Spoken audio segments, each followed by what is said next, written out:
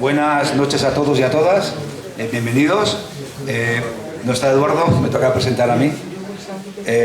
Comentaros solamente eso, que hemos decidido traer a un científico, a un profesor de universidad, para hablar del tema de los digestatos. El gran problema de las plantas de biometanización, aparte de las plantas, es el tema de los digestatos.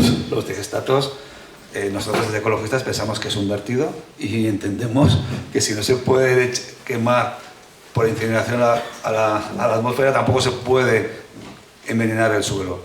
Entonces, ¿qué mejor que traer a un profesional, a un profesor además de la universidad, especialista en suelos, grafólogo, Joserra Olarieta? Es un científico de la Universidad de Lleida y es ingeniero agrónomo. Nos va a hablar de los digestatos, de la problemática de los digestatos, y nos va a solucionar todas las dudas que tengamos o que tengamos nosotros también. Y creo que es una suerte tenerlo entre nosotros y agradecerle a Joserra el esfuerzo que ha hecho y sobre todo su compromiso por lo que es el tema de los suelos y para mí la defensa de la vida de la tierra. Muchas gracias y hasta luego. Luego me encargaré un poco de coordinar el debate o con lo que sea, ¿vale? Venga, gracias. A ver, pues buenas tardes y gracias. Gracias a Ecologistas por invitarme a venir. En realidad, en este tema aquí se mezclan dos cosas, digamos, en el tema personal. Yo sí que me dedico a los suelos, pero he entrado en el tema de los digestatos por militancia en una asociación de agricultores de allá de Lleida. Pero bueno, no tiene más importancia. Entonces comentaré más o menos los temas que trataré, cuestiones generales sobre cómo se produce el biogás, si realmente se puede considerar el biogás como, tal y como se produce actualmente, como una producción de energía, si realmente es energía renovable. El tema de los residuos y hidratos, quizás aquí en el caso de la planta de Tudela no nos afecta tanto, porque estaba más pensado desde el punto de vista del tratamiento de las deyecciones ganaderas, pero bueno. Y luego, pues al final hablaré estrictamente del tema de la aplicación de los digestatos al suelo. Vale, bueno, la idea del biogás realmente es una cosa que existe en la naturaleza, es decir, en las digamos, lagunas que están más o menos cerradas y que hay entrada de materia orgánica, pues porque caen hojas de los árboles y tal, es lo que tradicionalmente se llamaba el gas de los pantanos, la fermentación de esas hojas o de esa biomasa vegetal que caía en el fondo del pantano, fermentaba, producía biogás, y a veces se ven incluso en estos sitios, pues se ven burbujas que salen a la superficie, pues en realidad eso es el metano, ¿no? Que es el metano, el biogás que se produce por fermentación de esa materia orgánica en condiciones de falta de oxígeno. Pues en el fondo de un pantano falta oxígeno o hay muy poco oxígeno, los bichos que viven allá lo van consumiendo también, y entonces el resultado de eso es la fermentación de esa materia orgánica en esas condiciones. En muchos sitios de la India o la China ha sido una manera tradicional de tener un combustible para producir energía, pero bueno, ahora de lo que estamos hablando es de otra cosa muy diferente, que es un proceso industrial de producción de biogás. Entonces, en el proceso de fermentación de esta materia orgánica, en una primera etapa, que sería la que, digamos, las plantas que se empezaron a montar en los años finales de los 80 o los 90, que normalmente eran plantas pequeñas, ligadas a granjas, que trataban las deyecciones de estas granjas, el proceso se acababa, digamos, en esta fase, en esta línea. O sea, la planta producía por un lado el biogás en sí es una mezcla de diferentes gases, básicamente metano, CO2, ácido sulfídrico y una pequeña proporción de otras cosas, y por otro lado pues salían unos lodos, digamos, con una proporción relativamente alta de agua, que es lo que llamaremos el digestato 1. El biogás, esta mezcla de gases, en estas plantas antiguas normalmente se quemaba directamente y quemando eso pues se producía agua caliente o se producía energía, normalmente pues eso para los propios consumos de la granja. Actualmente lo que se está planteando es ese biogás depurarlo para producir metano por un lado, es decir, separar el metano lo más puro posible hasta llegar a concentraciones del 97-98%, que es la concentración de metano que tiene el gas natural que llevan los gaseoductos, digamos, normales, por llamarlo de alguna manera. Entonces, separar el metano, separarlo de eso, del ácido sulfídrico y del dióxido de carbono por diferentes procesos que no entraremos ahora. Y por otro lado, pues eso, los digestatos estos, pues lo que se hacía normalmente era eso, era tirarlos a los suelos como un supuesto fertilizante. Actualmente lo que se plantea es otra cosa, es realizar una serie de procesos para separar cosas. No en todas las plantas, la cuestión también que hay que tener clara es que, pues, por decirlo de alguna manera, cada planta puede ser diferente en cómo trata qué materias primas utiliza, qué sustratos utiliza, qué fermenta realmente y luego qué procesos acaba haciendo, ¿vale? Entonces, no todas son iguales y, bueno, entonces, que eso lo tengamos en cuenta. El biogás se puede producir a partir de cualquier cosa que sea de origen, digamos, vegetal o animal, deyecciones de todo tipo, restos de grasas, lo que queráis, todo eso se puede fermentar y producirá más o menos biogás. Aquí tenéis más o menos... Bueno, un poco en medio.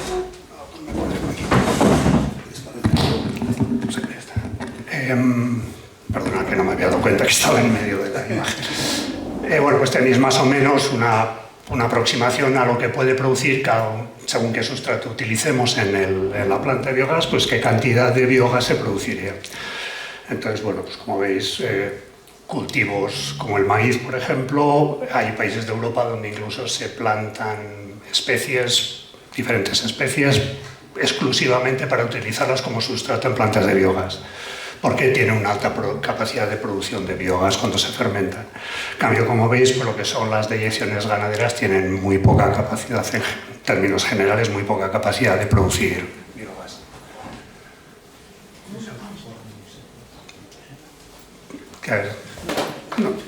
¿Qué era form separada? Form es la fracción orgánica de los residuos municipales. Si se separa en origen, pues más o menos esa es la cantidad que produciría. Si van saliendo cosas así, mejor resolverlas rápido y en todo caso las cosas más profundas, digamos, las dejamos para el final. Vale, bueno, pues entonces la pregunta es también si realmente esto es una fuente de energía. La primera cuestión es que las plantas en sí, las que se están planteando, muchas no producirán energía, producirán un gas y desde ese punto de vista son una refinería, no una planta de producción de energía. Insisto, hay muchos tipos de plantas, igual hay plantas que sí, que realmente el propio metano que producen o el propio biogás que producen lo queman in situ y producen energía. Pero en muchos casos lo que se está planteando es más bien una refinería que no una planta de producción de energía. Eso es importante desde el punto de vista de cómo se realiza luego el análisis, digamos, de impacto ambiental de esas plantas, porque si no tienen su truculencia. Bueno, de momento si eso no entramos, si queréis luego lo hablamos.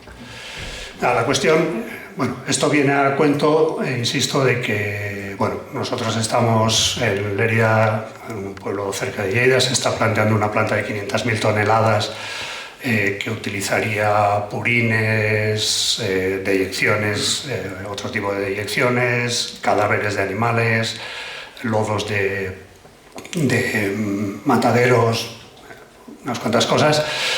Entonces, en la mayoría de casos lo que se está planteando, digamos, son las plantas de biogás como una manera de tratar todas estas deyecciones ganaderas. La cuestión es que cuando se habla de que estas plantas producen energía, hay un juego un poco perverso de palabras. Porque claro, en cierta manera el análisis empieza aquí diciendo tenemos los purines, tenemos los estiércoles, eso nos produce gas. Ya, pero esto, los estiércoles y los purines no es el viento, los estiércoles y los purines no es el sol, los estiércoles y los purines no son las mareas ni son las olas del mar. Los estiércoles y purines hay que producirlos. El sol, el viento, las mareas, las olas no hay que producirlas, salen solas, incontroladamente, pero salen solitas. Entonces no necesitamos gastar energía para producir el sol, la luz del sol, no necesitamos gastar energía para producir el viento, pero sí gastamos energía produciendo purines o produciendo cadáveres de animales o produciendo, digamos, nuestros alimentos.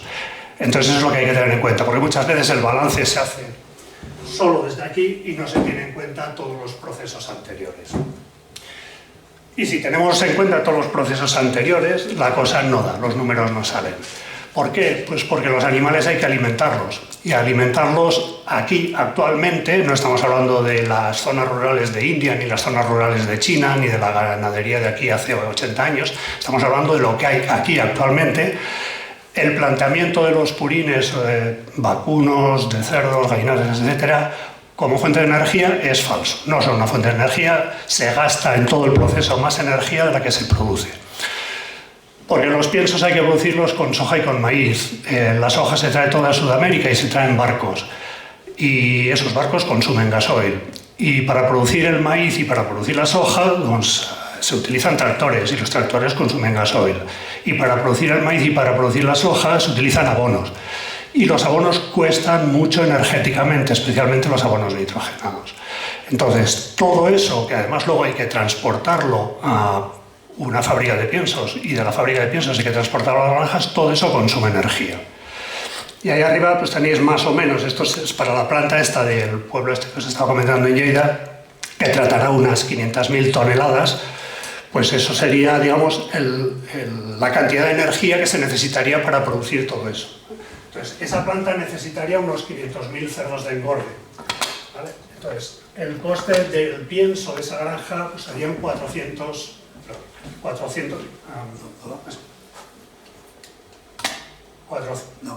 bueno, 411 gigawatts. Entonces, 411 gigawatts ya son bastantes más de los que producirá la planta de biogás. Bueno, si tenemos en cuenta que las granjas hay que climatizarlas, calefacción, aire acondicionado, lo que sea, eso también tiene su gasto energético. Sí que evidentemente hay una parte que traemos en forma de carne, que es una buena parte, pero es poco más del 50%, no llega al 60% la energía que gastamos aquí y que aprovechamos en la carne. Todo el resto se va en los purines, se va en los restos de animales, pero eso ha costado producirlo. Entonces eso no es gratis, eso cuesta mucho de producir. Pero además todo eso hay que llevarlo a la planta. Y el transporte, suponiendo unos 28 kilómetros de distancia media, como es el caso de esta planta, pues eso también supone una cierta energía.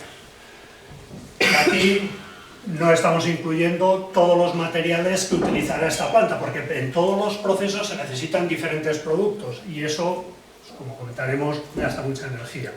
Porque en la construcción de la planta se gasta energía en los materiales, el cemento, los plásticos, el acero que puede utilizar la planta también consume energía, y en normalmente unos 25 o 30 años esa planta habrá que desmantelarla. Y eso también costará energía o nos quedaremos con el muerto ahí. ¿Vale? Total. Y el funcionamiento de la planta pues también tiene su coste energético. Porque los procesos con los que se produce el biogás se necesita electricidad o se necesita calor y eso tiene su coste energético.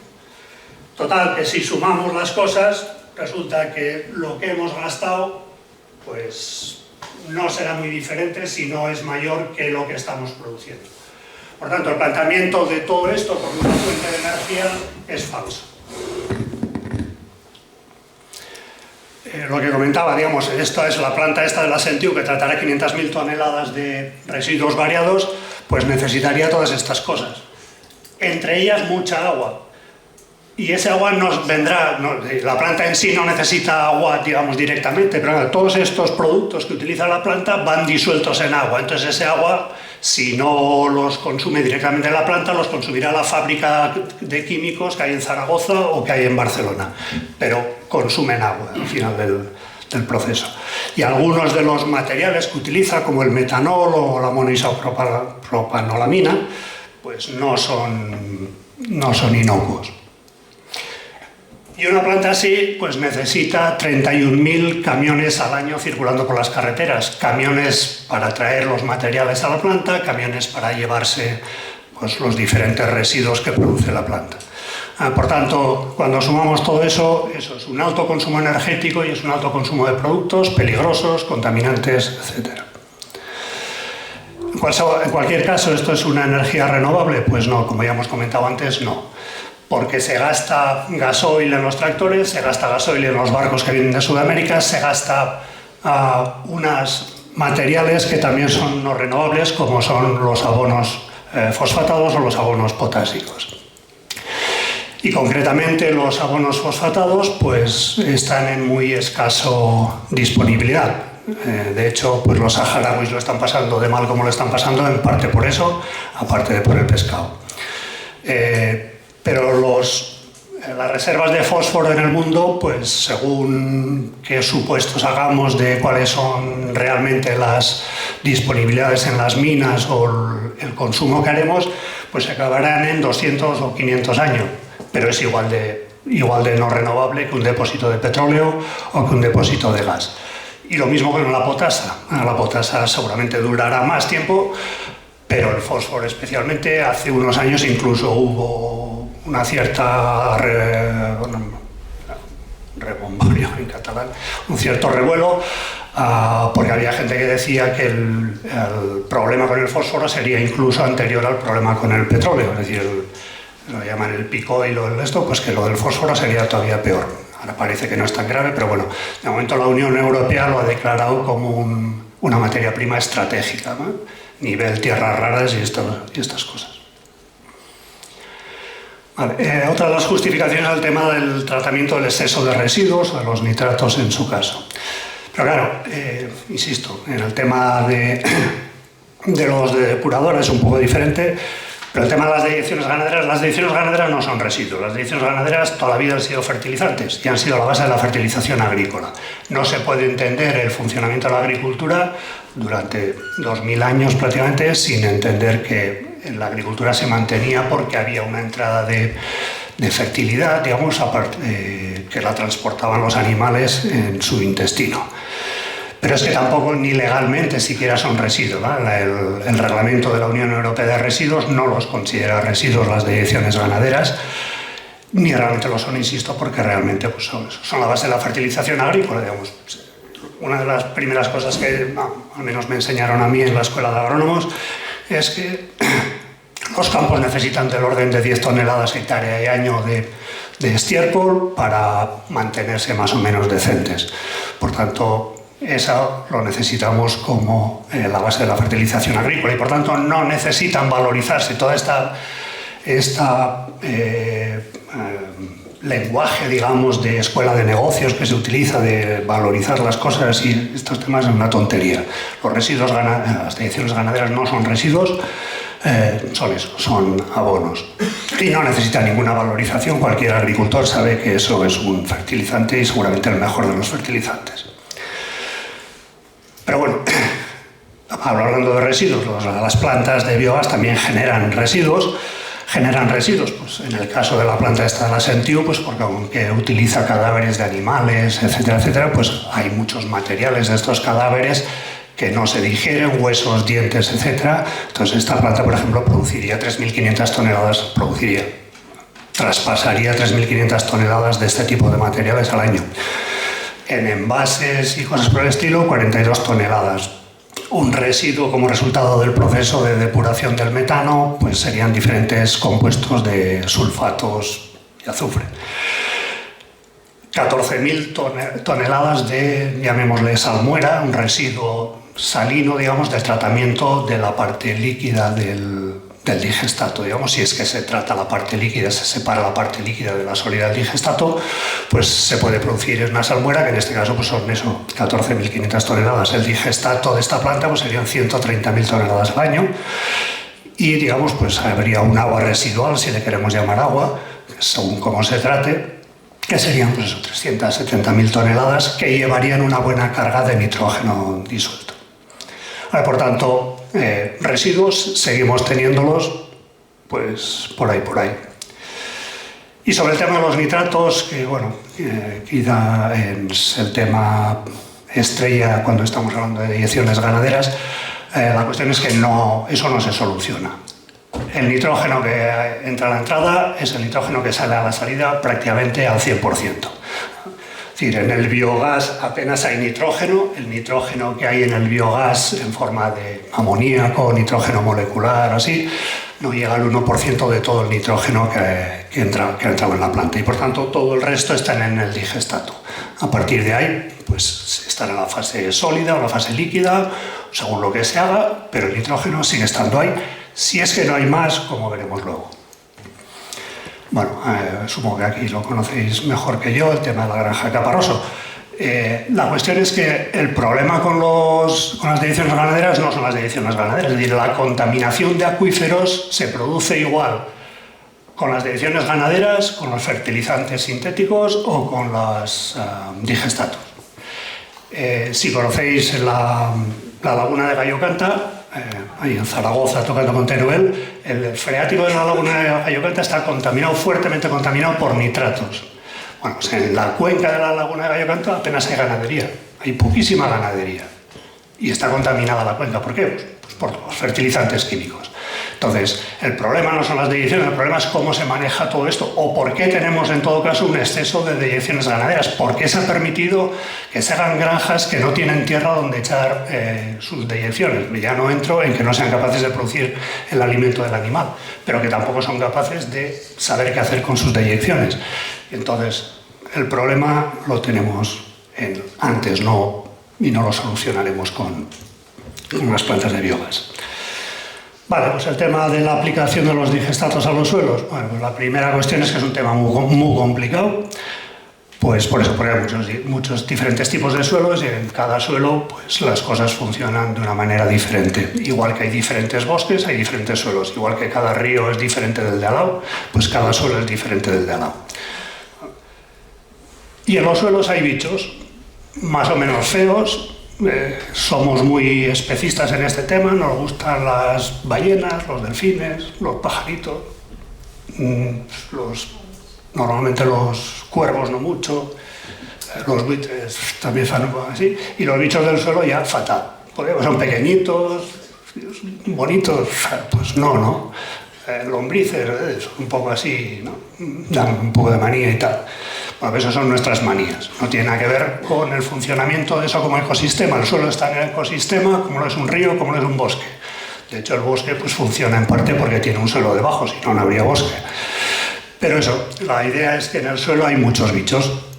Y todos estos bichos, al final, su fuente primaria de alimentación es la materia orgánica. La materia orgánica que aparece a partir de la muerte de las plantas, de algunos bichos que se alimentan ellos solos a partir de la luz o de reacciones químicas, pues ahí empiezan a tener alimento todos los demás.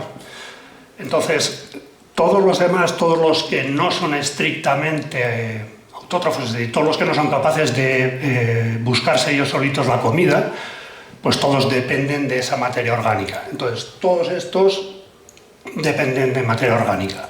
Y todos los digestatos, vengan de donde vengan, pues tienen materia orgánica. Entonces, los bichos tienden a comérsela porque hay materia orgánica. El problema es qué características tiene esa materia orgánica, qué grado de contaminación tiene o qué grado es sencillamente un residuo vegetal o un residuo animal sin más, digamos, contaminaciones. Bueno, entonces, el problema que tenemos en saber qué pasará con los digestatos en el suelo es eso, que hay muchos diferentes tipos de suelos, muchos diferentes tipos de digestatos y que la combinación de las dos cosas pues, hace una infinidad de situaciones posibles. Pero bueno, eso, que en realidad el problema que tenemos actualmente para saber eso es que hay muy pocos estudios a muy corto plazo, porque en realidad el suelo lo hemos ignorado bastante y ahí, digamos, pues seguramente nosotros, yo igual tengo tanta culpa como los demás, pero los hemos ignorado mucho porque al final, aunque nadie los ve, pues están ahí debajo, los pisamos pero no los vemos, no son como los bosques, no son como los ríos, pues, todos los hemos ignorado mucho y todas las posibles sustancias contaminantes pues tampoco les hemos hecho mucho caso. En parte porque es difícil, sigue siendo difícil analizarlas. Y relativamente cierta información sobre metales pesados, por ejemplo, pero hay poquísima información sobre qué pasa en los suelos con sustancias como antibióticos, como todos los productos, el resto de productos farmacéuticos que utilizamos nosotros, o productos veterinarios que se utilizan en los animales, o todas las sustancias que se utilizan en la industria o en el aseo personal. Pues evidentemente hay poquísima información porque en realidad tampoco sabemos muy bien incluso cómo determinarlas en el laboratorio, es decir, cómo buscarlas o cómo encontrarlas en una muestra de suelo, por ejemplo. Bueno, lo que comentaba, los digestatos también varían mucho en función de qué sustrato se ha metido en la planta, sean ganaderos, agrícolas, es decir, cultivos o restos de cultivos o lodos de diferentes orígenes. ¿Cómo se hace el proceso de digestión? Básicamente hay dos posibilidades, una posibilidad a menor temperatura, que es la que se llama la digestión mesófila, o la digestión termófila sería más temperatura. ¿Cuánto dura el periodo en el que el sustrato se está fermentando? Normalmente suelen ser del orden de 40-50 días. Y si realmente se hacen procesos que se llaman de higienización. Por ejemplo, el digestato, en algunos casos, después de una vez se ha producido el biogás, sale el digestato, pues lo que se hace es un tratamiento a temperatura alta y presión, pues para higienizarlo, digamos, para matar una parte de los patógenos que pueda haber, etc. Entonces la cuestión es si eso se hace o no se hace y en qué condiciones se hace. Bueno, un par de cuestiones generales también.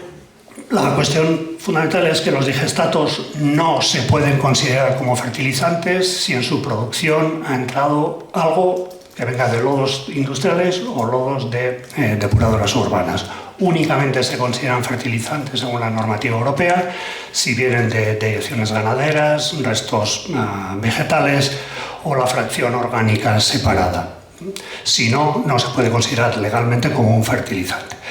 De hecho, ahora lo que se está planteando en todas las planes o estrategias de producción de biogás en Cataluña, Castilla-La Mancha y así en muchos sitios, es cambiar la normativa para que puedan entrar los digestatos como fertilizantes. Es decir, no adaptamos los digestatos a que cumplan la normativa, sino que ampliamos la normativa para que entre todo el mundo entre ahí dentro, ¿no? Eso no lo hacemos con los inmigrantes, pero con los digestatos sí. Una cuestión fundamental. Se está vendiendo también el tema de los digestatos pues como un abono orgánico que mejora las características del suelo y todo eso, pero eso ya lo tiene el sustrato inicial, ya lo tiene, la materia orgánica ya está ahí. Y de hecho, el digestato tiene menos materia orgánica que la que tiene el material que entra. ¿Por qué? Pues porque el metano y el CO2 tienen el carbón orgánico, digamos, la base de la materia orgánica es el carbón orgánico. Ese carbón orgánico por la fermentación se transforma en metano y CO2. Por tanto, el proceso de producción de biogás al final es un proceso de extracción de la materia orgánica que tenía aquellos sustratos. Por tanto, aquella materia orgánica no irá a los suelos, no irá a fertilizar los suelos. Habremos perdido parte de la materia orgánica en los suelos. Y la materia orgánica es uno de los problemas fundamentales que tienen los suelos de cultivo de este país. ¿Vale? Y bueno, pues el orden de magnitud para la planta esta de la Sentiu, que trataría 500.000 toneladas, pues en esa planta se perderían 40.000 toneladas de materia orgánica, se extraerían en forma de metano o de CO2 y por tanto ya no irían a los suelos. 40.000 toneladas pues nos darían para mantener, digamos, el nivel de materia orgánica de 4.000 hectáreas, que no es tontería. Y algunas simulaciones que se han hecho, son simulaciones evidentemente para ver lo que habrá de aquí 100 años, pues o tienes una bola de cristal o sencillamente utilizas simulaciones a largo plazo. Pues lo que parece es que los suelos en los que se aplique el digestato tendrán un 13 y un 50% menos de materia orgánica que los suelos en los que se pusieran los sustratos directamente en ellos. Y en eso lo que tenemos que tener muy claro es que lo que estamos haciendo es una elección. Insisto, en este país la Unión Europea en finales del año pasado aprobó una directiva que se llama la Directiva de Monitoreo del Suelo, de Vigilancia del Suelo. Y en esta Directiva de Vigilancia del Suelo hay unos criterios que se supone que tendrán que cumplir los suelos de los países europeos, pues no sé, es para el año 2050 o una cosa así. Y entre esos criterios hay que los suelos tendrán que tener un cierto nivel de materia orgánica. Y yo diría que actualmente, en Navarra no me atrevería a decirlo, pero al menos en Cataluña y Aragón, por decir una cifra, el 90% de los suelos agrícolas no cumplirán esa normativa porque tienen demasiada poca materia orgánica. La materia orgánica es básica para que funcione el suelo. Funciona el suelo no solo desde el punto de vista de los bichitos que viven ahí, sino desde el punto de vista de mantener un suelo en el que el agua puede quedar retenida, en el que los nutrientes se pueden quedar ahí, que las plantas pueden absorber esos nutrientes, los bichos pueden ayudar a que las plantas absorban esos nutrientes y por tanto es fundamental para que los suelos funcionen y por tanto es fundamental para que podamos producir alimentos. Se dice mucho, bueno, es que necesitamos producir energía, sí, pero la primera energía que necesitamos son los alimentos, la comida. Ahora, el hombre de Neandertal lo primero que pensó es en comer, no pensó en, no sé, producir electricidad y tener un móvil. Lo primero que pensó es en comer. Entonces es lo primero que necesitamos. Antes que el gas, antes que la electricidad, necesitamos el alimento. Insisto, la mayoría de los suelos de este país tienen niveles de materia orgánica bajísimos. Y por tanto, si parte de esa materia orgánica la vamos a dedicar a producir biogás, pues que tengamos claro que ahí vamos mal. Y que lo que puede pasar ahí también, como ya está pasando por ejemplo en los alrededores de Lleida, es que hay una especie de especulación con los estiércoles y los estiércoles están subiendo de precio. Y evidentemente ahí quien tiene la capacidad de comprarlos o no comprarlos normalmente no es el agricultor. El agricultor, sí. El agricultor. Bien, disculpad si esto es un poco caótico, pero no... Sencillamente para que veáis un poco los posibles procesos. Antes hemos comentado el tema de lo que pasa con el biogás, lo que se hace, pero nos hemos dejado un poco aparcado el tema de qué pasa con el digestato. Entonces, estos son las posibles vías por donde puede ir el digestato, los tratamientos que se le pueden dar. Arriba, pues puede ser sencillamente que el digestato se aplique directamente a los suelos. Otra opción es que se separe el líquido, una fase sólida y una fase una fase líquida y una fase, digamos, no tan sólida como esto. O sea, el digestato 2 pues no sería tan líquida como el digestato 1, tendría más materia seca. Entonces, el líquido, la fracción líquida que sale, pues por ejemplo en la planta esta de la Sentiu, lo primero que se hace es extraer el amonio, pero para extraer el amonio lo que hacen es inyectarle ácido nítrico. Y si tenemos un problema de nitratos, no solo es cachondeo, parece ya, sino que le vamos a meter más nitrógeno para poder extraer el amonio. Y dices, bueno, no sé si vale la pena o no. Entonces sacan nitrato amónico, que la idea es lo vamos a exportar como fertilizante. Y dices, vale, más gasto de energía, estupendo. Y se obtendría un segundo líquido. Ese líquido se sometería a un proceso biológico de desnitrificación, nitrificación, que produciría nitrógeno, que se iría a la atmósfera. Esa planta emitiría 538 toneladas de nitrógeno molecular a la atmósfera. Lo que vamos a hacer es echar nitrógeno a la atmósfera, que luego normalmente este nitrógeno pues muchas veces en la lluvia se disuelve, entonces nos caerá como nitrógeno a los campos pues, a 1 kilómetro, 2, 3, 4, 5, los que sean, dependiendo, pero nos caerá relativamente cerca, con lo cual tendremos más nitrógeno por ahí suelto. Y una vez hecho eso, pues tendremos otro líquido, que se pueden hacer diferentes tratamientos más o menos de depuración, que si realmente se hacen, pues puede salir un agua relativamente decente. Pero claro, a costa de eso, pues alguna especie de salmuera. Estos procesos son los que hacen las depuradoras, digamos, de agua de la costa. Lo que hacen básicamente sería eso. Este proceso, por ejemplo, de osmosis inversa y el de ultrafiltración tienen un coste energético muy alto. Pero bueno, vuelve a salir otro residuo, que es esa salmuera de la que hemos hablado antes, pues que serían en este caso unas 15.000 toneladas. Vale, el digestato 2 que hemos separado del líquido al principio, pues nuevamente se puede aplicar directamente al suelo, es una opción. Otra opción es, en algunas plantas lo que se plantea es secarlo y peletizarlo y venderlo como abono. En ese proceso de secado y peletizado, por ejemplo, incluso la Asociación Europea del Biogás lo desaconseja porque tiene un alto consumo energético y porque buena parte del nitrógeno que tiene ese digestato se perdería, se emitiría a la atmósfera al secar el digestato. O sea que aquí se volvería a marchar nitrógeno a la atmósfera. Y bueno, en ese digestato 2 la otra opción es enviarlo a plantas de compostaje para compostarlo.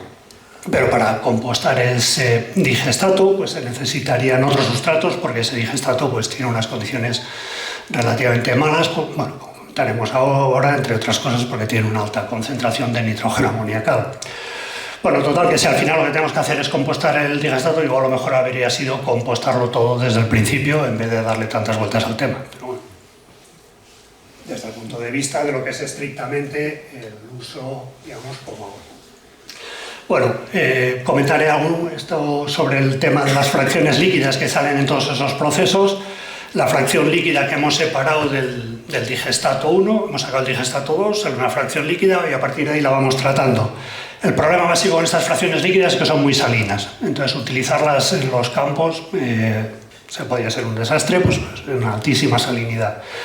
Hasta que llegamos al final, es decir, si se ha hecho realmente el proceso de ultrafiltración y osmosis inversa, la salinidad baja mucho y puede ser más o menos decente para echar a los campos. Lo que pasa es que la cantidad de agua que puede salir ahí, pues en una planta de este estilo de 500.000 toneladas, si no recuerdo mal, se podrían echar, digamos, 500 milímetros de riego en unas 70 hectáreas al año. Así que tampoco hay tanta cantidad de agua como para utilizarla, pero bueno, eso ya es otro tema. Bien, ¿qué pasa con el digestato? El digestato 1, antes de separar líquido y sólido, pues la primera cuestión es un estudio que hizo la Asociación Española del Biogás, Prodegas, parece que se llama, pues hizo un análisis de diferentes digestatos de las plantas que había por aquí y la conclusión que llegaba es que, bueno, en la mayoría de casos no llegan a tener la condición de fertilizante órgano mineral por diferentes razones. Es decir, que legalmente no podrían venderse como fertilizantes organominerales. Por un lado, porque tienen muy baja concentración de materia orgánica. Digamos, la materia orgánica viene a ser más o menos algo como el doble del carbono orgánico. Entonces, esta proporción de materia orgánica, pues que sería en proporción, sería el 1,3 o el 2,2, sería la media, la mediana, el mínimo, pues como veis es muy bajo, no llegaría ni al 1%, es decir, que hay plantas, digestatos de plantas de biogás que no llegan a tener el 1% de carbono orgánico y como mucho llegarían a tener de orden de un 7% de carbono orgánico total. Las que tienen más de un 4% entrarían dentro de lo que se considerarían fertilizantes organominerales, pero si no recuerdo mal, pues estas venían a ser, las que realmente cumplían ese 4%, venía a ser del orden de 22 o 23% más o menos. Es decir, que una muy poca proporción de los digestatos que salen de las plantas de biogás que hay actualmente realmente cumplen con el contenido mínimo de materia orgánica para ser consideradas fertilizantes. La otra cuestión importante es que esta materia orgánica no está estabilizada, es decir, esta materia orgánica está todavía descomponiéndose. A diferencia del compost, digamos, en el compost lo que es el objetivo final es que la materia orgánica sea estable, es decir, que cuando tú la tiras al campo no produzca una superactividad de los bichos del suelo, porque esos bichos del suelo van a necesitar mucho nitrógeno, mucho fósforo, porque también necesitan alimento, y por tanto pueden competir con las plantas por esos nutrientes. Entonces, la idea en el compostaje es que la materia orgánica esté se llama estabilizada, que no necesite, que no sea fácil descomponerla, sino que los microorganismos, pues sí, tienen una fuente de energía ahí, pero no les da un subidón de actividad. Pero en el digestato lo que pasa es que todavía no está realmente estabilizada, entonces realmente desde ese punto de vista no es de buena calidad, porque está todavía sin acabarse de estabilizar. La otra cuestión es que estos digestatos tienen muy baja concentración de nutrientes. Aquí tenéis pues, el nitrógeno, fósforo, potasio total, tenéis los demás por ahí, pero pues, como veis no llegan pues, en ningún caso ni de lejos al 1% en concentración. En el caso del nitrógeno, que es el más alto, pues no llegaría ni al 1%. Entonces, por esa razón pues ya no entran como fertilizantes tampoco. Y una cuestión también importante es que buena parte de ese nitrógeno, como he comentado antes, está en forma amoniacal. La producción de amoníaco es el resultado de haber hecho una fermentación anaerobia, una fermentación por falta de oxígeno. Entonces, el nitrógeno que estaba en las hojas de las plantas, en los tallos, en el tejido de un animal muerto, lo que sea, ese nitrógeno que estaba en formas orgánicas, proteínas o lo que sea, se transforma en buena parte en nitrógeno amoniacal. Y el nitrógeno amoniacal se volatiliza muy rápidamente. Entonces, el problema con los digestatos es que siguen emitiendo amonio, que al reaccionar con agua produciría amoníaco, en grandes cantidades. y entonces las pérdidas de nitrógeno serían muy altas. Esto es un estudio que hicieron comparando las pérdidas de nitrógeno, digamos, una vez tiras el digestato o dos tipos de purines, una vez lo tiras al campo, cuánto nitrógeno se va perdiendo. Como veis, y esto es cuestión de horas, el digestato emite mucho más amoníaco que los purines o ya sean de cerdo o de vacuno cuando se aplican directamente. Otra cuestión importante es que otra de las cuestiones que se suele plantear como razón para las plantas de biogás es el tema de los gases de efecto invernadero. Entonces, el metano es una de las cosas que producen las plantas de biogás, es un gas de efecto invernadero muy potente, mucho más que el CO2, por ejemplo. Pero la cuestión es que, en términos relativos, el proceso de producción del biogás o del biometano emite de manera incontrolada a la atmósfera mucho más metano por unidad de energía producida que el proceso de producción de energía a partir del gas natural o del petróleo.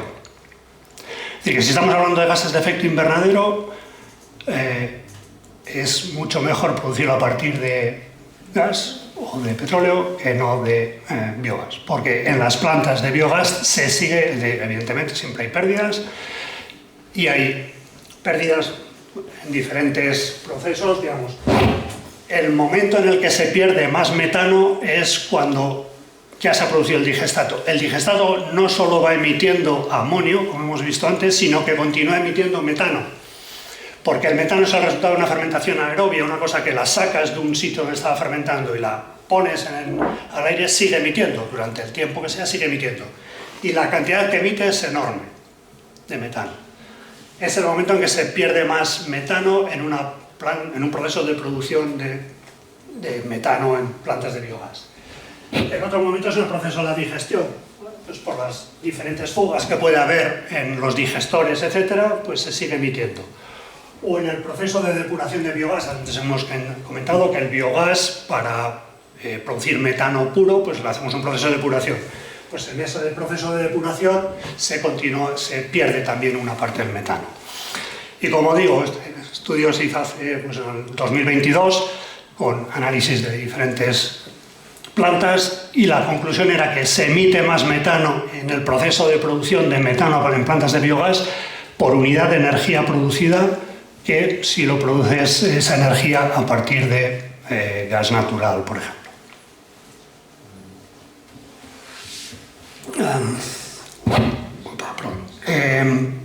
Los purines y las deyecciones de animales llevan contaminantes, es decir, se utilizan, por ejemplo, los cerdos utilizan mucho cobre, zinc como aditivos para mejorar el crecimiento, entonces los purines y estiércoles pues, suelen llevar bastantes metales pesados.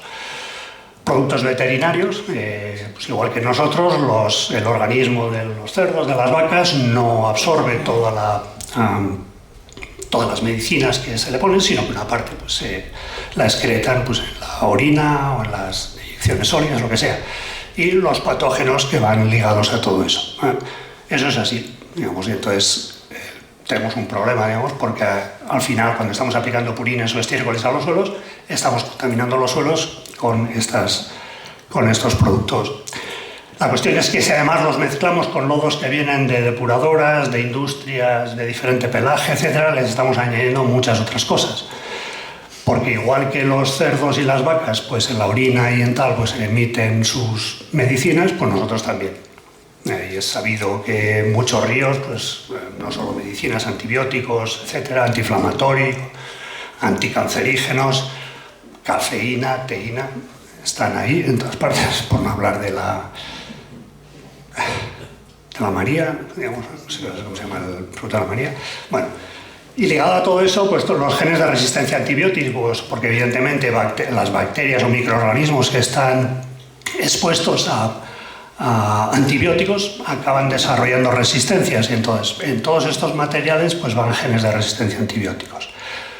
Conservantes que se utilizan en los productos alimenticios, también en buena parte acaban en los lodos de depuradora, ¿cómo le llaman esto? Los aditivos alimentarios también, todas estas cosas que se utilizan actualmente también para estar más cachas y estas cosas, pues todas estas cosas también.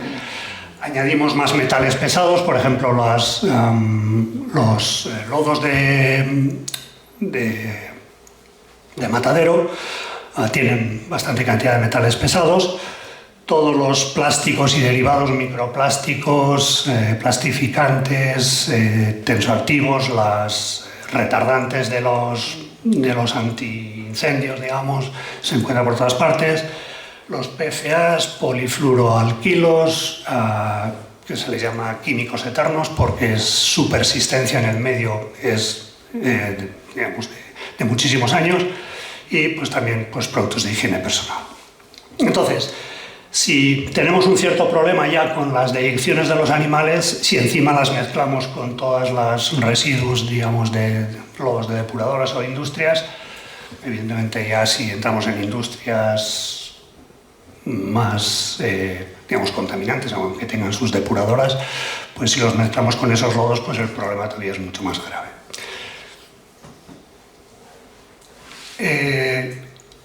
El proceso de digestión, o sea, esta fermentación anaerobia, en parte elimina una parte de algunos de estos productos. Es decir, metales pesados no desaparecen, siguen estando ahí. Por ejemplo, los PFAs que hemos comentado, pues en buena parte también hay antibióticos que sí, que desaparecen por el proceso de fermentación anaerobia, pero hay otros que no, porque químicamente son muy diferentes unos de otros, y entonces hay algunos que prácticamente desaparecen, otros que no. El hecho de que desaparezcan tampoco no quiere decir que nos hemos solucionado el problema, porque claro, la cuestión es que esos antibióticos o cualquier otro producto, cuando se descompone, los productos que aparecen de su descomposición pueden ser también muy peligrosos. Típico, por ejemplo, el caso del glifosato. El glifosato es peligroso, su producto de descomposición, que se llama AMPA, pues es tanto o más peligroso que el glifosato. Entonces, el hecho de que no detectemos glifosato en un suelo, en agua, lo que sea, no quiere decir que no haya el AMPA, que es su producto de degradación y que es tan peligroso como el glifosato en sí mismo. Por tanto, sí que hay, en parte, desaparecen algunos de estos materiales problemáticos que hemos puesto en el digestor, y esa limpieza, digamos, que hacemos de esos materiales es mayor cuanto más tiempo pasa, digamos, desde que existe ese material hasta que lo utilizamos en el campo, ¿no? Y el proceso, digamos, que más elimina en realidad es el recompostaje. Entonces, insisto, si al final lo que queremos es producir un abono, lo mejor sería compostarlo desde el principio y no darle tantas vueltas. Pero insisto, hay muchas cosas que no desaparecen. La mayor parte de los metales pesados, PFAs, antibióticos, continúan ahí. Y aunque en la fase líquida, en ese líquido que hemos comentado antes, que más o menos se va depurando, le extraemos el amonio, le nitrificamos, etc., al final hacemos la osmosis inversa, de ahí van saliendo cosas. Entonces, en esa salmuera final, sí que el agua igual no lleva tantos los antibióticos y tantos metales pesados, pero es que se quedan en la salmuera. ¿Qué hacemos con la salmuera? Pues seguimos teniendo el problema. Es decir, hay problemas que no desaparecen y eso es lo que tenemos que tener claro. Entonces, la otra cuestión es que, vale, nosotros los tiramos al suelo, ¿qué pasa con eso? Pues insisto, no se descomponen necesariamente en el suelo, y los que se descomponen no se descomponen, digamos, en 24 horas, sino que muchos de estos son persistentes. Son persistentes y se van acumulando. El problema que tenemos es lo que he comentado al principio, que hay tal cantidad de... O sea, al final el cóctel de químicos, por decirlo de alguna manera, que tenemos ahí es tan grande que incluso la propia reacciones que puede haber entre esos materiales por sí mismos, sin echarlos en ningún sitio, ya te puede producir nuevos materiales, nuevas sustancias químicas diferentes que pueden funcionar de una manera diferente. Entonces, si la cantidad de estudios que hay es bajísima, muchos de estos estudios, como muchos, son hasta 2 años, y he hecho el digestato en una parcela, miro lo que pasa de 2 años. 2 años es un periodo muy corto. Evidentemente no llega ni a una generación, evidentemente mucho menos son estudios a largo plazo que puedan ver qué es lo que pasa eso para varias generaciones. Los indicios que hay, insisto que son indicios, es que puede haber problemas con algunos organismos del suelo, como lombrices, colémbolos. Colémbolos son... bueno, no sé, colémbolos. Exacto. No quería decirlo, pero lo has dicho tú. Nematos, parece que hay una... a veces no se trata de que mate directamente al bicho, sino puede ser sencillamente que reduzca su fertilidad, su reproducción, su capacidad de funcionamiento, todas estas cosas. Entonces, cuando hablamos de toxicidad, insisto, no quiere decir necesariamente que los mate, puede ser sencillamente efectos negativos sobre la biología del suelo. También sobre la abundancia de hongos, concretamente los medicamentos o los químicos eternos estos son estudios, digamos, en el laboratorio con muestras de suelo pequeñitas y, por tanto, sí, hasta qué punto reflejan la realidad, pues puede ser más o menos dudoso, pero parece que tienden a disminuir la actividad de los microorganismos del suelo, la estabilidad de los agregados, es decir, las características físicas del suelo, digamos, la capacidad que tiene el suelo de retener agua o de transmitirla, etcétera, pues pueden empeorar por efecto de algunos de estos productos. Y la cuestión, si queréis, más inmediata es que algunos de estos productos, unos cuantos, las absorben las plantas. Maíz, lechugas, remolacha, diferentes cultivos, los pocos, digamos, que se han más o menos ensayado, se ha visto que se acumulan en las raíces, que se acumulan en los tallos, en las hojas, en los granos. Y en un caso hay un trabajo que dice que hace disminuir el rendimiento del maíz. Bueno, la cuestión es que, aunque son moléculas muy complicadas y teóricamente eso a la planta le sería muy difícil de absorberlo, lo cierto es que lo hacen y que se acumulan en las plantas. Entonces ahí tenemos un problema, porque al final, digamos, nosotros, si se pretende utilizarlos como abono, los vamos a utilizar en campos de cultivo y no vamos a comer esas plantas que quizás hayan acumulado pues, esos medicamentos o esos PFAs o esos metales pesados. Bueno, en concreto este es un estudio hecho con un digestato hecho con purinas de cerdo y maíz, que aquí no se habían incluido lodos de depuradoras ni de industrias. Y bueno, pues como veis, la toxicidad relativa en diferentes organismos, al final se hacen pruebas con organismos concretos como indicadores de cuál puede ser la toxicidad general. Bueno, pues como veis hay algunas bacterias, algunas plantas acuáticas que tienen una toxicidad muy alta. Y en este estudio lo que dan a la conclusión, bueno, pues que el riesgo de utilizar estos digestatos era muy alto desde el punto de vista ecológico, ambiental, digamos, teniendo en cuenta pues, que se había analizado esos organismos, pues la toxicidad era pues eso, muy alta y los riesgos pues, eran extremadamente altos. Esos son términos que digamos, pueden ser más o menos interpretables. La cuestión es que tienen efectos negativos sobre diferentes organismos. Insisto, aunque sea un digestato, digamos, producido a partir de materiales pues, no demasiado contaminados. Bueno,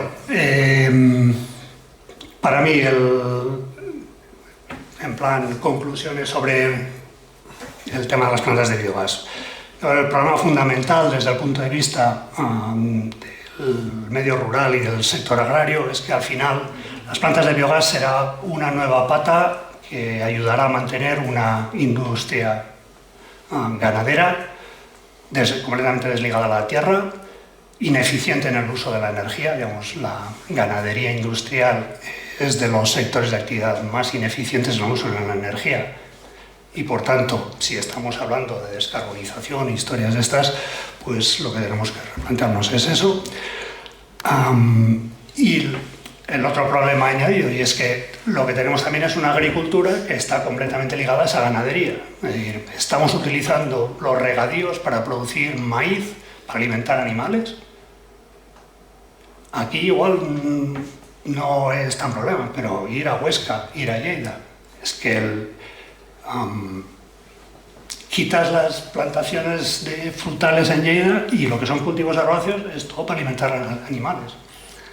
En todo el Estado español el 70% de los cereales se dedica a alimentar animales. En Cataluña una cifra parecida. Eso tiene algún sentido. Hemos inundado pueblos del Pirineo, bueno, del Prepirineo básicamente para alimentar animales, cuando ahí ya estaban produciendo animales. Y los hemos abandonado. ¿Tienes algún sentido social? Yo diría que no. Porque además el regadío consume energía y evidentemente pues, consume agua. Y esos son dos bienes escasos. La otra cuestión, digamos, a escala más concreta, es que yo creo que todos los procesos de concentración al final son energéticamente ineficientes y un riesgo, porque estamos concentrando problemas. Entonces, concentrar cosas en una planta es un error. Si ahora, digamos, el caso de los purines, el caso de las estiércoles, pues más o menos los repartimos en no sé cuántos campos, concentrarlos todos en una planta para luego volverlos se supone a repartir, si es que se pueden repartir, si alguien los quiere, pues no tiene ningún sentido. Y eso evidentemente pues supone un aumento del tráfico enorme y de algunas sustancias que son peligrosas. Insisto, digamos, el proceso de producción del biogás consume muchas cosas y algunas de esas cosas no son inocuas.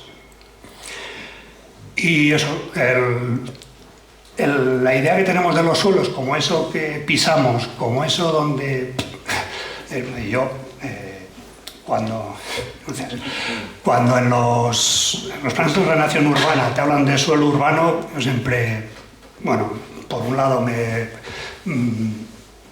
remueven las tripas y por otro me río, ¿no? Y es, bueno, no sé si es la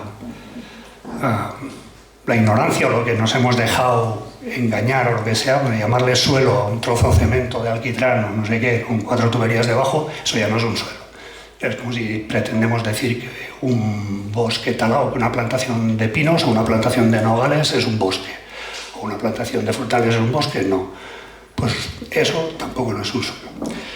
Y entonces, esto no es un suelo, el suelo es un ecosistema, el suelo natural o más o menos natural.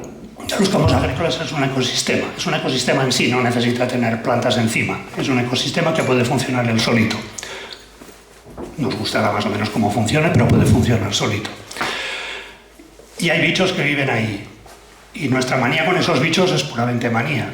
Igual que a mí no me gustaban las lentejas de pequeño y ahora me gustan mucho. Son manías de crío. Pues lo que tenemos respecto a los bichos del suelo son manías. Eso es un ecosistema. O son ecosistemas diferentes. Insisto, hay suelos muy diferentes, que funcionan de manera diferente, que tienen bichos diferentes. Y hay quien dice, no sé quién se lo ha puesto a contar, pero que hay más biodiversidad en el suelo que no en cualquier bosque o en cualquier selva amazónica. En cifras no entraremos, en una tontería. La cuestión es que los suelos también son ecosistemas tan importantes como cualquier bosque amazónico. Y bueno, pues lo que comentaba antes, si queremos realmente descarbonizar la economía desde el punto de vista del sector agrario, pues lo que tenemos que replantearnos es la ganadería.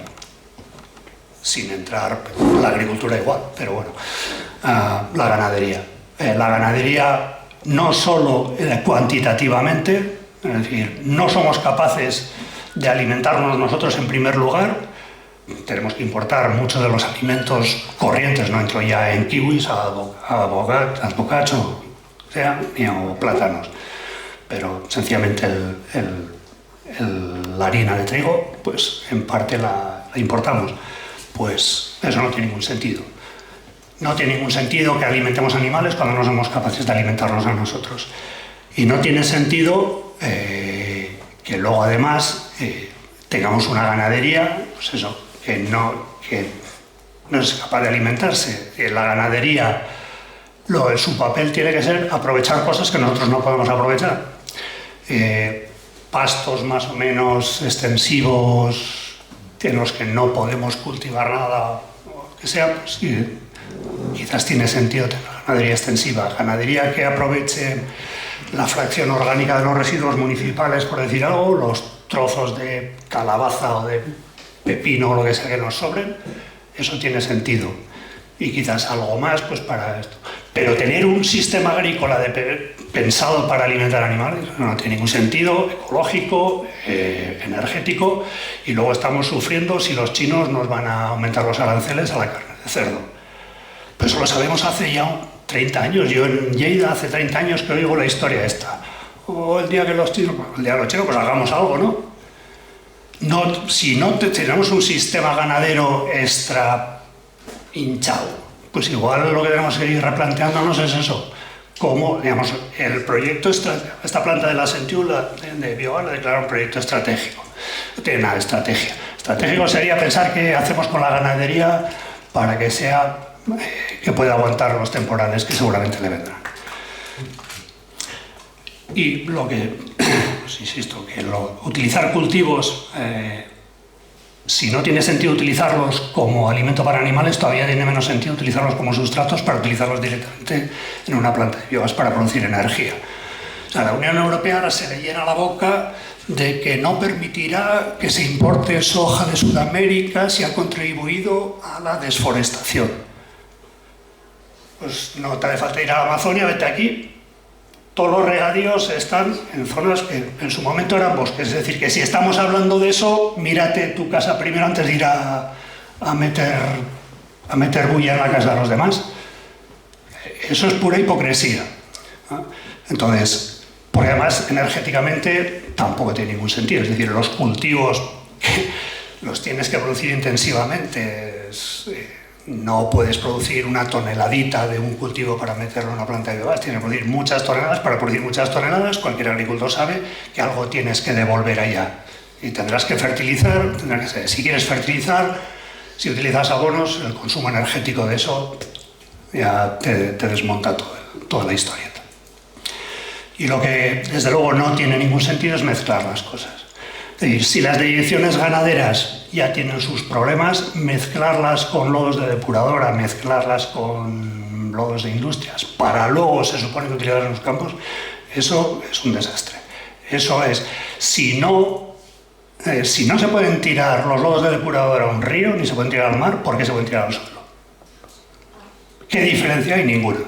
Sencillamente que en el río pues lo mancha de color no sé qué, en el campo también, porque al final los lodos estos, los digestatos, tienen un color bastante oscuro. De hecho, una de las razones por la que tiene un efecto tan negativo sobre las algas es porque el color oscuro del digestato pues evita que la luz entre al suelo y por tanto las algas que vienen al suelo pues no pueden funcionar.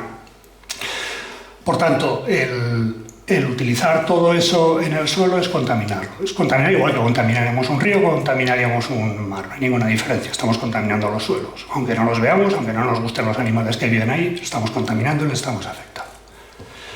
Bueno, pues eso es la cosa. Ahora podemos hablar de lo que queráis, incluso de fútbol.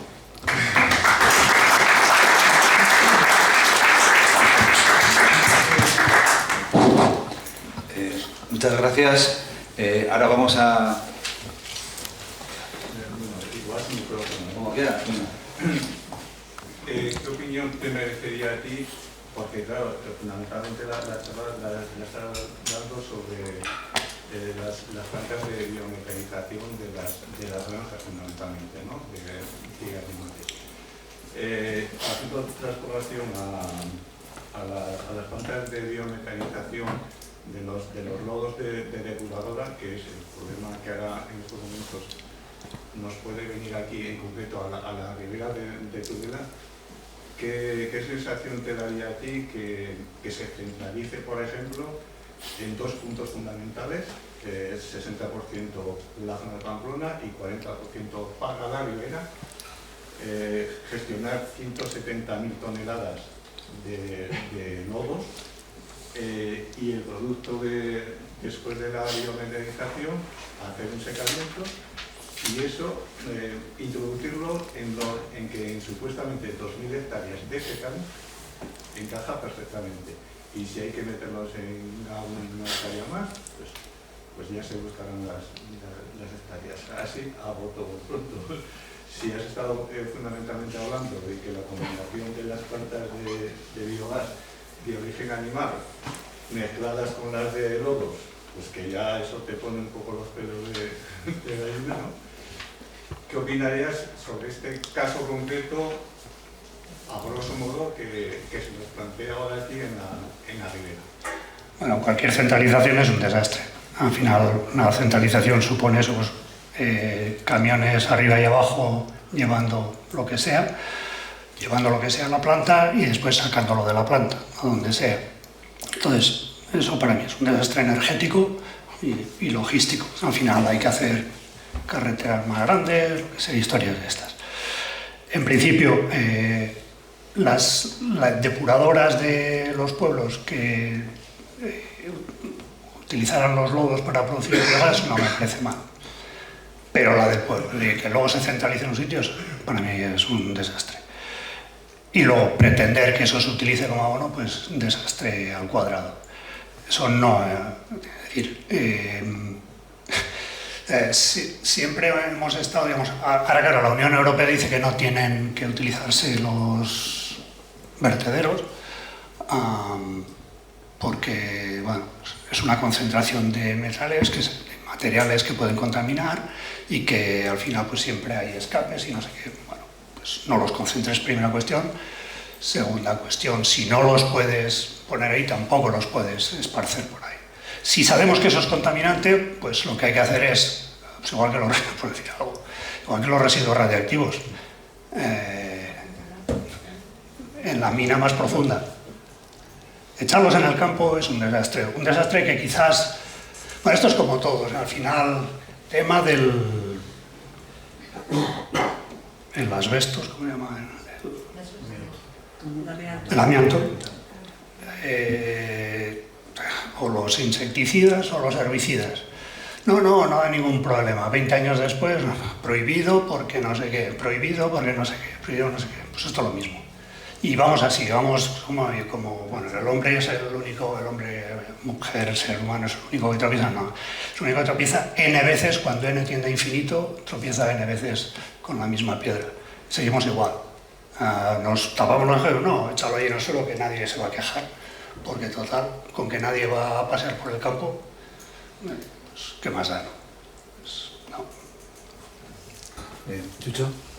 Como solución, digamos, solución entre comillas, una vez generado ya los digestatos, creo entender, ¿no? ¿Quedaría el compostaje o el enterrarlo en algún sitio? Porque si no se va a usar para el suelo, se va a generar en las depuradoras esos digestatos. ¿Qué es lo que hay? No, compostar tampoco, ¿eh? O sea, al final, esas contaminantes que estaban en el digestato, si lo compostas, buena parte continuarán en el compost. Eso no tiene vuelta de hoja. Habrá algo menos, pero continuará habiéndolos. No, es que quizás lo que tenemos que... Es igual que lo de la ganadería. Es que la cuestión no es poner parches al oleoducto. Es que igual el oleoducto hay que cerrarlo antes. Pues no es lo mismo, es decir, la cantidad de... con perdón de la expresión, mierdas que producimos, consumimos, etcétera, es que es lo que nos tenemos que estar planteando. Igual que he dicho de la ganadería, pues es el consumo general de cosas. ¿Por qué tenemos que estar todos esos plastificantes, no sé qué, 20.000 productos químicos? ¿Por qué? Porque tenemos que comprar cada día, tenemos que comprar 20 regalos a los niños, ¿o por qué? No sé. Bueno, es esta sociedad de consumo, digamos, de alguna manera, capitalismo, pues es lo que tiene. Y si no nos lo replanteamos, pero eso y tantas otras cosas, replantearnos realmente qué es lo que estamos haciendo. Lo otro es poner parches.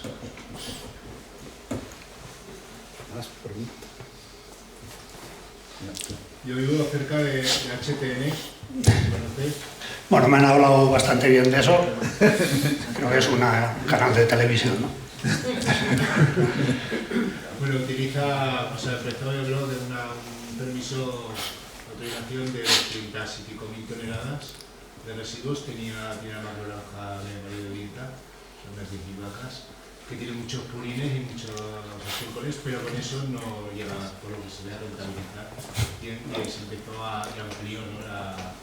Un poco tanto las instalaciones como la cantidad de residuos que gestiona, ¿no?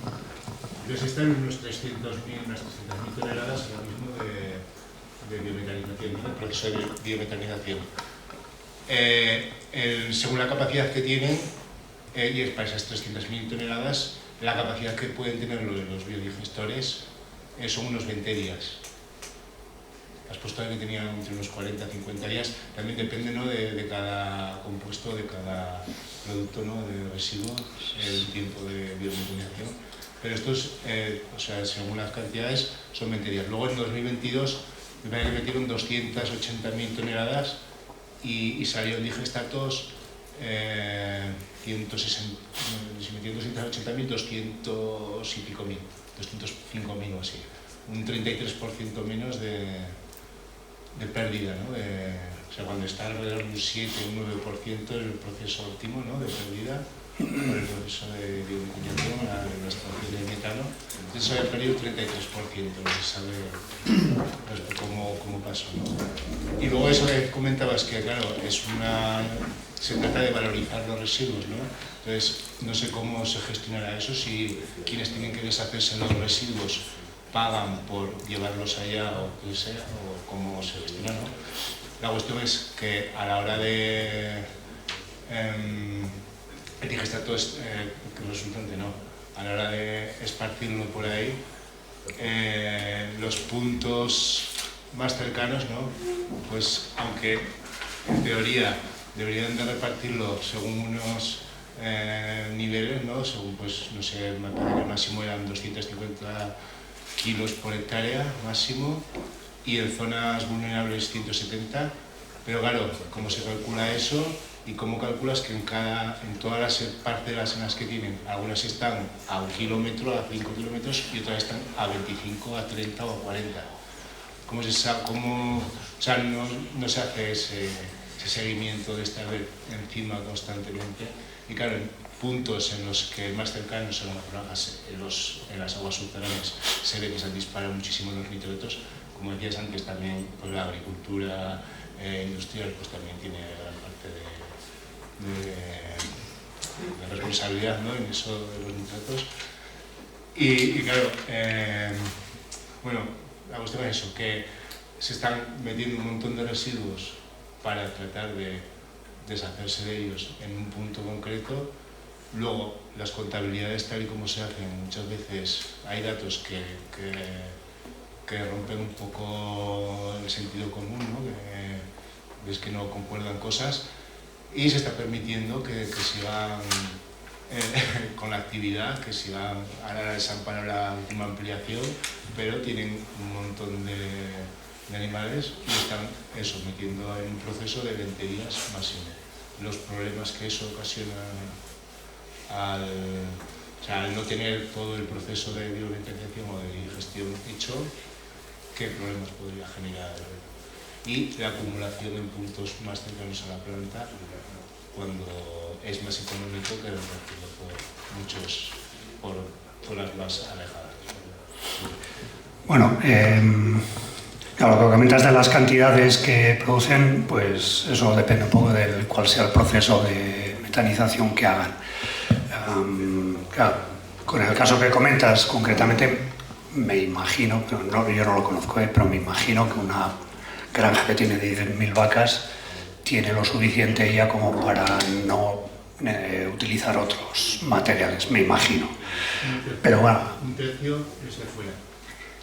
Utilizan lodos de industria, lodos de municipales, de fosas sépticas, Bueno, eso es lo que comentábamos. Al final, esas otras cosas son las que producen más biogás y por tanto por eso las utilizan, porque lo que son las deyecciones animales producen relativamente poco biogás. Claro, lo curioso es que yo no soy un especialista en lo que es el proceso de digestión, pero yo diría que 20 días es muy poco para realmente, evidentemente produces biogás, pero no es lo mejor desde el punto de vista si quieres llamarle de eficiencia de producción de biogás, no es el mejor tiempo de residencia de los materiales. Pero ahí puede haber problemas de mil tipos. Igual tenían un exceso de materiales que no sabían qué hacer y por tanto lo que tenían en los digestores lo ventilaron rápido para meter nuevo material, o pueden ser 20.000 historias de estas. La cuestión vuelve a ser, digamos, ¿por qué existe una granja con 10.000 vacas? Y por qué, digamos, yo no sé en este caso concreto y no sé cómo funcionan las cosas en Navarra, pero en Lleida al menos, la cuestión es que ha sido, digamos, llevamos 30 años con la misma historia. el tema de los purines, la granja, no sé qué, la contaminación y tal, sigue aumentando la cabaña ganadera y hay un proceso de especulación, porque se supone que las granjas, para poder instalarlas, pues tienes que demostrar que tienes, no sé, X hectáreas por cada cabeza de ganado, X hectáreas de cultivos donde echarlos de esto. Entonces, ahí lo que ha habido es un trapicheo de superficies increíble. Entonces, es lo que no... Se tendría que haber acabado hace días y haber dicho, mira, no, si tú no tienes tuyas, no sé cuántas hectáreas, no puedes montar la granja y se acabó. Porque lo otro es fomentar eso, el contrabandeo, trapicheo de superficies. Parcelas que están N veces en las estas, porque hay 4 o 5 ganaderos que echan los purines allá hay cosas de estas, ¿no? Entonces, ese es el problema básico, que el no, o sea, el permitir toda esa laxitud que ha habido en decir, bueno, pues oye, pues que hagan la granja, ¿no? Y además pensar que eso era una manera de desarrollo rural, es decir, una granja de 10.000 vacas, seguramente, no sé cuánta gente trabajará, 2, 3 personas, a tiempo parcial, inmigrantes ilegales, mal pagados y sin ningún tipo de seguro. Bueno, pues con 10.000 vacas podrías tener, no sé, ¿qué? 50 explotaciones más o menos legales, decentes y tal, diferentes. Era el problema. El haber encima pretendido que eso, que físicamente, desde el punto de vista de alimentar a esos animales, desde el punto de vista energético, de qué coste tiene la alimentación de esos animales, el mantenimiento de esos animales, desde el punto de vista ambiental, de qué se hace con esas las dedicaciones de esos 10.000 animales, no solo eso, sino que desde el punto de vista es una de las razones por la que hay el abandono rural. ¿Por qué? Pues porque las granjas pequeñas han tenido que plegar, han tenido que marchar. Ya está. Y ese ha sido el desarrollo rural en este país. Bueno, el desarrollo en general, ¿no? Pues lo mismo, digamos. Entonces no tiene solución. Al final es todo un trapicheo de, bueno, pues hoy lo tiro aquí según me convenga. Una parcela que está a 20 kilómetros, no, seguramente no van a llevar los purines, o los llevarán una vez cuando estén muy apurados, los llevarán allá. Pero los llevarán los que tienen a 1 kilómetro, 2, 3, pero no más. O sea, es cuento chino. Nosotros tenemos un debate aquí muy caliente sobre el tema de las plantas de biogás y algunas personas pensábamos que era mejor pequeñitas, descentralizadas, cada uno con sus residuos, ¿no? Pero tal como te estaba escuchando, yo me planteo que lo mejor es que ni planta de biogás. No. Bueno, porque para qué perder tanto dinero con todo lo que vamos a conseguir. Quiero decir, sí que tenemos que hacer algo con los residuos, pero vemos que tampoco la planta de biogás nos va a ayudar mucho. Nos va a generar más problemas que otra cosa. O sea, yo no me planteo ni una mini planta de biogás y voy a intentar que mis residuos los voy a tratar. Es que me va a generar más problemas incluso la pequeña. Entonces, para eso nos quedamos como estamos y vemos qué hacemos, qué podemos hacer. Lo que decías, como los nucleares, vamos a enterrarlos, ¿qué hacemos? ¿Qué podemos hacer? Porque claro, es que la planta de biogás, realmente, el objetivo que tiene, ¿cuál es? Producir gas, al final. Sí, pero, al final es el negocio verde de las empresas de gas. Pero en principio digo, bueno, para aprovechar, pero es que tal como estamos hablando, no aprovechamos nada, tenemos más problemas. Es decir, ahí hay como en todas las cosas hay diferentes escalas. Yo si una granja pequeña decide montar su planta de biogás, por igual le salen los números, pues no me meteré, no. Es decir, si le salen los números energéticamente, le sale porque él no sufre, digamos, el coste energético de traer las hojas, sino que eso está en el precio y ya está. Otra cosa es si esa granja empieza a mezclarlo con otras cosas, luego lo utiliza en el campo y todo eso, entonces ya no. Pero si estrictamente lo que hace es utilizar sus deyecciones, porque le salen los números, lo que sea, yo no le veo más problemas. No creo que tenga sentido, pero no le veo. Autoconsumo, ¿no? Y Sí. estamos hablando de un Tudela. Solo está hablando de lo de Tudela, esto hablando ya de la ribera. Solo con lo que nosotros generamos. No, Si estamos hablando, otra cosa, estamos hablando de depuradoras, de lodos de Estamos hablando de depuradora. depuradoras, es lo que centramos. De lodos de depuradora, al final, la mierda nuestra no la tenemos que comer nosotros, Claro. y perdonar la expresión. Entonces, centralizarlas es un problema, porque le estás endosando a otro tu problema, y porque además estás haciendo que aumente el tráfico de aquí para allá, de que eso necesita cuántas miles de toneladas, no sé qué historia, y cosas de estas. Eso no tiene ningún sentido. Eso es sencillamente por el rollo de que financieramente, que no económicamente, financieramente, pues a no sé quién le salen los números a la empresa que haga la construcción de eso y que das la gestión. Socialmente no tiene ningún sentido. Y ya está. Bueno, yo primero agradecerte porque estoy como en un máster intensivo y esta me ha servido.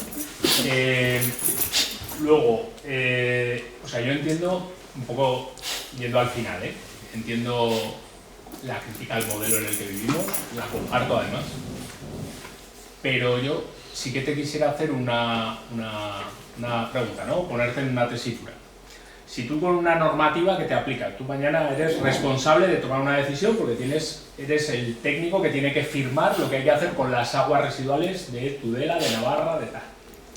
Entonces tienes una normativa que puede no gustarte, pero entiendo que la tienes que cumplir. Entonces, en ese sentido, ¿qué haces o qué solución le das a los lodos de las depuradoras, de las depuradoras que hay? ¿Y qué haces con el digestato si es que el tratamiento genera un digestato? Yo, digamos, una depuradora,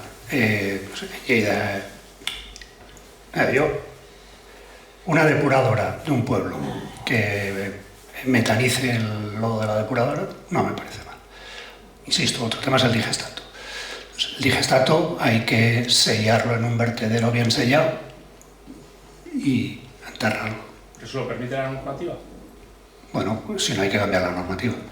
No sé, yo no sé, en Navarra o en cada sitio cuál es la normativa, no lo sé, pero vertederos, a ver los ailos, ¿no? Sí, sí, aquí. Pues entonces, eso en un sitio bien sellado y ya está. Porque si no estamos contaminando otro sitio. Es decir, si la idea del digestato es que no lo podemos andar tirando por ahí porque contamina, ¿por qué nos planteamos tirarlo en los campos agrícolas? Que es una cosa que no entiendo. Eso no tiene ningún sentido. O sea, los campos agrícolas son igual de ecosistemas que el río. Si no lo tiramos al Ebro, ¿por qué si lo tiramos al campo de alcachofas de al lado? Es que no tiene fuste ni fundamento ninguno. Está en ecosistema el uno como el otro. Y los contaminantes están ahí. Y lo sabemos, es decir, los lodos de depuradora van cargados de metales pesados, productos farmacéuticos, 20.000 cosas. Un estudio que hicieron en Inglaterra, salido hace poco, en 23 granjas, encontraron 550 productos químicos diferentes en los suelos de esas granjas, que utilizaban, pues desde, algunas utilizaban estiércoles y purines, otras utilizaban digestatos, otras utilizaban directamente lodos de depuradora. 500 y pico, evidentemente incluyendo pues, herbicidas y pesticidas que utilizaba el agricultor pues, en su funcionamiento, digamos, normal. Pero todo lo que añadían los otros eran cantidad. Del orden de lo que no eran estrictamente herbicidas y pesticidas eran 400 y pico, casi 500. Bueno, ese cóctel no lo admitiríamos en ningún sitio, en ningún otro sitio. ¿Por qué sí en el campo de cebada, de maíz? No. Hay que comentar al principio, es decir, en muchos sitios rurales de China, India, se aprovecha para producir biogás con las deyecciones animales. Bueno, eso me parece muy bien. Es decir, si necesitamos al final el biogás es un combustible con un alto poder energético en poco volumen, digamos, tipo pues gaso o gasolina, a diferencia de cualquier otro, ¿no? Y que tenemos un problema también en el tema de pues, la energía solar, el viento y tal, que van a temporadas o momentos que producen, otros que no. Tenemos un problema de tener algo de respaldo a eso en esos momentos que no tenemos energía. Que me dices que quieres utilizar esos lodos de depuradora o extraer de un vertedero el metano. Bueno, pues vale. Pero luego pensar que el digestato, no sé qué, lo voy a utilizar, no. Eso es un contaminante, ya está. Y por eso, precisamente, ahora tenemos el problema con eso. No lo queremos echar en vertedero. ¿Por qué? Pues porque cada 2 por 3 tienen problemas de escapes o historias. Bueno, pues igual lo que hay que hacer es hacer mejor los vertederos, pero echarlo en un campo en el que no está sellado ni nada, que vendrá la siguiente riada del Ebro y que se llevará todo eso. Ana. Sí, de hecho, quería un poco enlazando con esa pregunta, porque claro, aquí estamos hablando de centralizaciones. Es decir, sí que la realidad de la población que tenemos en Navarra no es la misma que en Cataluña. O sea, ¿a partir de cuánto tú consideras que es una macro planta o centralización? Porque aquí estamos hablando de una planta que trataría entendemos a los lodos de depuradora de la ribera. O sea, la capacidad, no me acuerdo la cifra, pero llegaba a 150.000 habitantes equivalentes. Es decir, y de hecho la planta está dimensionada para esas 170.000 toneladas, pero la previsión son 97.000 toneladas de lodos de depuradora. Entonces, es cierto que cuando se habla de centralizar, no sé si estamos pensando en una planta que pueda dar servicio a Barcelona o que da servicio a lo que podría ser la ribera, la demanda de la ribera. Y luego sí que es cierto que al final, en ningún momento yo creo que nadie aquí se está planteando hablar de lodos industriales, o sea, estamos hablando de lodos de depuración de aguas residuales, que en el fondo son equiparables a lo que tiene un purín, es decir, al final. Pero sí que es cierto que también, no sé si tú tienes en cuenta, o por lo menos en Cataluña en este proceso, una gestión pública, privada, el tema de los controles, es decir, todos estos materiales al final van a tener unos ensayos a la hora de entrar en el digestor y en función de eso se podrá determinar si es aplicable o no al campo. Es decir, un poco uniendo el problema que tenemos, porque la realidad es que los lodos de depuradora no van a desaparecer, capacidad de vertido, si la política de Navarra es verter todos estos lodos, nos quedaremos sin vertederos, o sea, porque al final estamos hablando de una capacidad muy potente, y es decir, juntarlo con la tecnología y las mejores técnicas disponibles y los máximos controles que podamos llegar, porque al final lo que queremos todos es garantizar que el ecosistema del suelo funcione. Entonces, estamos en un contexto relativamente complejo, supongo que conocemos la realidad de lo que ha ocurrido en Lleida, indirectamente esa realidad nos está incidiendo en Navarra, porque de hecho la estrategia Nitraché surgió por la problemática de la gran concentración de ganadería porcina en esa zona, que en Navarra, gracias a Dios, no la tenemos, pero indirectamente afecta, y de hecho todos somos conscientes que la Confederación Hidrográfica de la Che apoya de forma expresa la tecnología de la biometanización, la apoya de forma...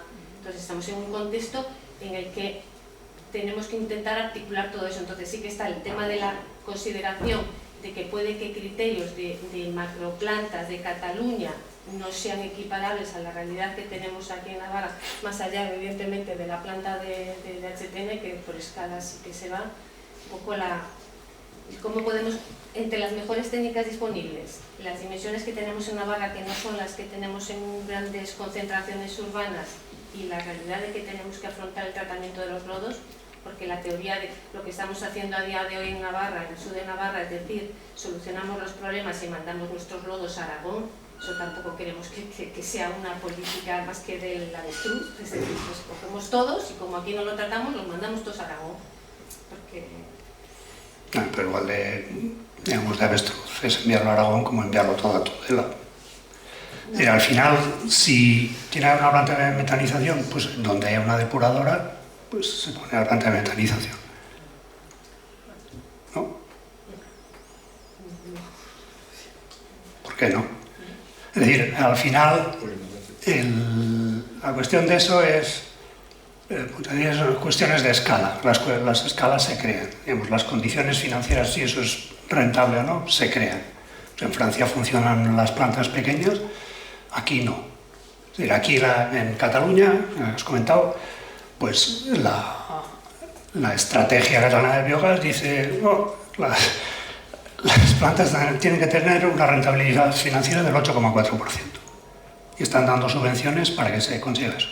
¿A santo de qué? Y se están creando unas condiciones determinadas para que eso funcione. Bueno, pues si queremos que eso funcione, creémosla. Si queremos Si realmente creemos en la descentralización de eso, pues creemos las condiciones para que las plantas de biometanización en depuradoras pequeñas tiren para adelante. Porque centralizarlas socialmente no tiene ningún sentido. Camiones desde, pues no sé, no conozco mucho la geografía aquí, no sé, de Corella o no sé qué, todas para aquí, vuelta a otro sitio, eso no tiene pies ni cabeza. Porque si lo puedes hacer en Corella, no sé si tienen su planta depuradora, pues que hagan ya ahí su planta de metanización. ¿No? ¿Por qué? No sé, se supone que la gestión del agua luego sale todo del canon. O sea, bueno, que bueno. Y luego aparte hay unas, las instalaciones tienen una dimensión mínima. Bueno, pero eso es crear las condiciones. Es decir, ahora se está cambiando la normativa de fertilizantes para que puedan entrar todos los digestatos vengan de donde vengan.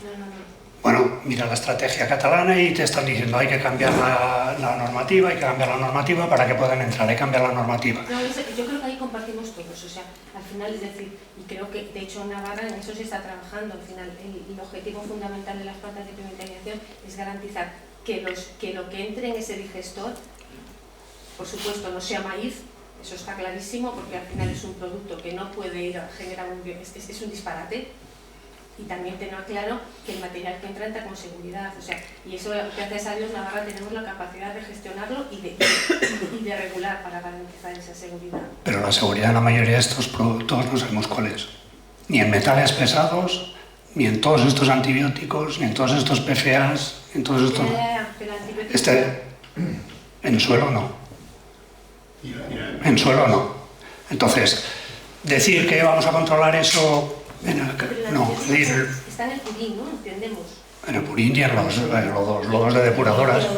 Sí, pero por eso el purín se plantea aplicar a campo, que es lo que compartimos, porque es la materia orgánica que ese suelo necesita. Pero no es la misma cantidad de antibióticos que tienes solo en el purín que si en el purín lo concentras con 20.000 cosas más. Pero yo creo que aquí tenemos una experiencia de más de 25 años aplicando lodos de depuradora de Aracuri. Sí. O sea, y eso se está haciendo. Bueno, que se está haciendo no quiere decir que no dé problemas. O sea, todo puede dar problemas, pero resulta que si hay un periodo de tiempo en el cual se ha venido aplicando, hay una información que se ha generado. ¿Existe esa información? ¿Existe esa información? Sí, de lo que está pasando en el suelo. Claro que existe. Pues no la conozco, no sé dónde estará publicada. Está publicada. ¿Dónde? Está publicada en la Navarra Agraria. Si quieres te lo paso ahora mismo, que ahora he estado mirando. Y sí que es cierto que estamos mezclando un poco los mismos conceptos, plantas que son de gestión privada, plantas que son de gestión pública. Es decir, un poco lo que estamos aquí hablando de una planta de Arazuri, una planta de Tudela que va a ser gestionada por una empresa pública en el que hay controles de lo que se mete y lo que se sale, es cierto, esa es la realidad. O sea, es decir, ¿cómo conseguimos armonizar esto con controles, con garantía y buscar una solución alternativa a mandarlo a Aragón? Que no, que la solución es enviarlo a Aragón. Pero tampoco es centralizarlo en Tudela o en Pamplona o donde se quieran poner. Bueno, pues es igual de malo. Y el que ya esté hecho no quiere decir que esté bien hecho. Pero la cuestión es... perdona. No, sí. Insisto, que la cuestión es que no sabemos en realidad. Es decir, la normativa europea sobre metales pesados hay 20.000 normativas diferentes en Europa, en cada país hay una diferente sobre metales pesados en el suelo. ¿Por qué? Pues porque en realidad no sabemos qué es lo que pasa con los metales pesados en el suelo a largo plazo. Y te digo los metales pesados, que son la cosa más estudiada. No te hablo ya ni de antibióticos, ni de genes de resistencia a antibióticos, ni de parabenos, ni de PFAs, ni de nada de eso. Muchas de estas sustancias, lo que comentaba antes, en este estudio de Inglaterra, que detectan 500 sustancias, muchas de ellas nadie las había detectado hasta ahora en suelos. Porque ni siquiera las habían buscado. Bueno, pues no podemos tener ninguna seguridad realmente de qué es lo que estamos tirando, qué es lo que pasa ahí. Por tanto, principio de precaución. Yo no sé qué estoy haciendo, pues de momento un buen vertedero. Ya para acabar, porque ya estamos un poco, ya vamos 3/4, yo tengo una pregunta. Nosotros desde Ecologistas en Acción siempre hemos defendido la agricultura ecológica y entendemos que es algo que se debe tender. el paso de la agricultura convencional a la ecológica siempre ha costado mucho hacerlo, pero claro, ahora cuando de alguna forma están potenciando esos digestatos como abono, que has demostrado como buen científico, a mí me has convencido que eso no es un abono, sino que es malo para la tierra y para la vida y para nuestros alimentos, te iba a preguntar, ¿sería posible certificar un campo al cual han echado este tipo de abono como posible uso de agricultura ecológica? No, en principio, no, digamos, como he dicho, digamos, si está, o sea, en agricultura ecológica solo se permiten productos fertilizantes que estén compostados a partir de materiales de ganadería extensiva o de ganadería con ciertas condiciones de vida de los animales. Por tanto, todo lo que es ganadería intensiva, digamos, incluso, evidentemente nada de lodos de depuradores, etcétera, pues evidentemente no. Vale. Yo creo que vamos a acabar ya. Muchas gracias, José Ra. Es un placer tener un científico aquí. Muchas gracias.